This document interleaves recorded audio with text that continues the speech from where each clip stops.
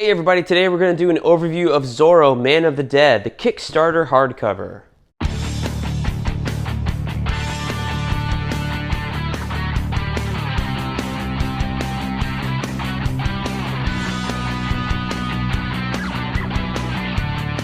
Hey everybody, I'm Brent and welcome back to BK's Bullets. Today we're doing an overview of this Zorro, Man of the Dead hardcover. This is the Kickstarter exclusive edition as shown to you by this shiny book plate on the back.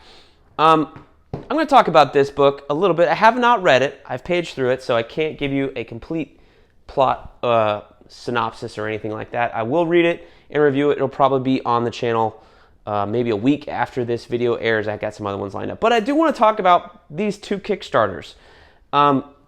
This one, Zorro Man of the Dead, is by Sean Murphy, famous for Batman White Knight.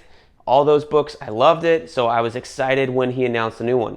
And then I want to talk about Dracula too. This is kind of like a tale of two Kickstarters to me. Both of these were $50 hardcovers, right? But you're getting different things. And also how they operated was a little bit different. So I'm going to talk about how I think each one differs from the other and which one I thought was better. Having not read, not talking about just the books, but just the way the campaign is, right? So if you're doing a Kickstarter, if I'm kickstarting it, I want to read the book first, right? Both of these are coming in trade paperback through other publishers. This one is being worked through by Massive Publishing, which I think is a new company, but they're helping handle the printing. This one is coming through Dark Horse, but it's labeled with Orlock Press, which is Matt Wagner's, and this definitely feels like an exclusive Kickstarter edition. It's got these lush pages, an introduction. There's a whole two videos on this book. But what I will complain about, though, for two $50 hardcovers, fucking the one ran by another publisher, Massive, had the audacity to fucking charge me, and I'm going to say all these curse words now because I'm a little pissed about it, $15 of shipping. Did I pay for shipping on Dracula? No, I gave them my address and they just sent it to me. $50 hardcover. This guy, not Sean Murphy, but the guy behind Massive running his campaign said, hey, let's charge everybody shipping. Like, I paid $50 for a hardcover. It should include shipping, for crying out loud. I'm not international. If you're international, that I understand. But this one should include shipping, first of all. Second of all, another thing they were doing is this is basically a collection of 4 issues.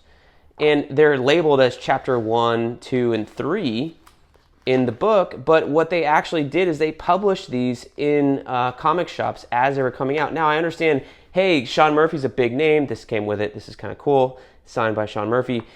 We do want the comics to come out, but if I'm a Kickstarter, I want to read it first. Ship me the hardcover when it's first up, then ship out the single issues, then ship out the trade paperback. Instead, I, as a Kickstarter backer, had to wait until all the issues were published before I got my hardcover.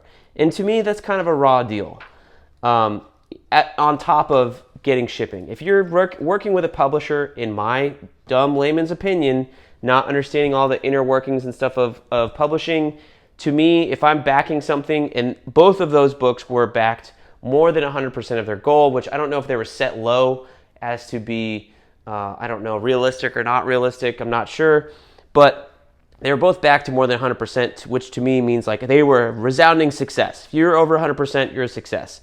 Now, if you set your Kickstarter goal lower than what you actually need, that's your fault, not mine. Perception is everything, right? So I'm just a little upset that they gave these issues, sent the issues to retailers before the Kickstarter backers even got a copy. Now, they were sending, PDFs of these things through another digital comics app, not Comixology. Let's not work with the one that works with everybody, for God's sake. Or just send the PDFs in, an email or anything like that, or make them downloadable as they come out, because, I don't know, maybe piracy or something like that. They said, no, we want you to use this app called Omnibus to download your PDFs as they come out. I didn't do that. I said, no, I'll wait for the hardcover. It's not that big a deal. I want to read it in its own tale in the hardcover that I frickin' paid for and ordered, right? I'm a little more than upset here. You're gonna page through the book, and I'm gonna be done with this overview by the time I'm done complaining. But just freaking, So this omnibus app then shuts down after issue 4 of Zorro comes out. So you can no longer get your single issues from there. Luckily, I paid for a digital one, and they did send out a PDF, which I did download and stuff like that. But, you know, just how this whole campaign was run, to me, the Zorro campaign, I did end up with a book. Yes, okay, Brent, you don't have any room to complain. You got your book, bro. Shut the hell up. But just as a backer, as something that I'm like, the idea is I'm paying you to produce it, obviously is not really the case with these comic books anymore. With Kelly Jones, Matt Wagner's Dracula, that I believe, you know, was the case. If they were going to produce it through Dark Horse later, at least to give me the illusion that I'm giving you the permission and the money to work on it on your own, and then publish it and get it out to backers before you get a publishing deal for the next volume, right? And I feel like that's maybe the truth behind Dracula. I'm not sure. This one definitely feels a little bit like the bamboozleness that Dynamite and Dark Horse do with their books, right? Where here's all the variant covers. To what issues, Brent? Oh, the ones that you were bitching about that sent to retailers before you got your Kickstarter. Like, how do you have variants for a freaking original hardcover? Well, here you go. You know, it feels like the Dark Horse stuff, or is it not Dark Horse? Dynamite and Top Cow are doing their Kickstarters for hardcovers of collected issues of old stuff. Like, they're already a publisher, but they're getting Kickstarter to say, we're going to guarantee this many printings, and we're going to collect your money up front.